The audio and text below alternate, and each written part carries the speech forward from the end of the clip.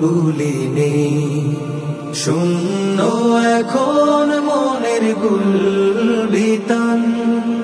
নাহমাদুহু সুরের মায়ায় কে শোনাবে গান। হায়াত জুড়ে আয়াত বলা সে এক বিরল পাখি। সাইদি নামে বুকের ভেতর যতন করে রাখি।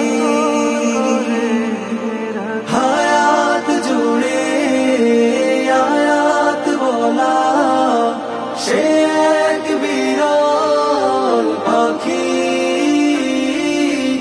আল্লামা সাইদি নামে তাকে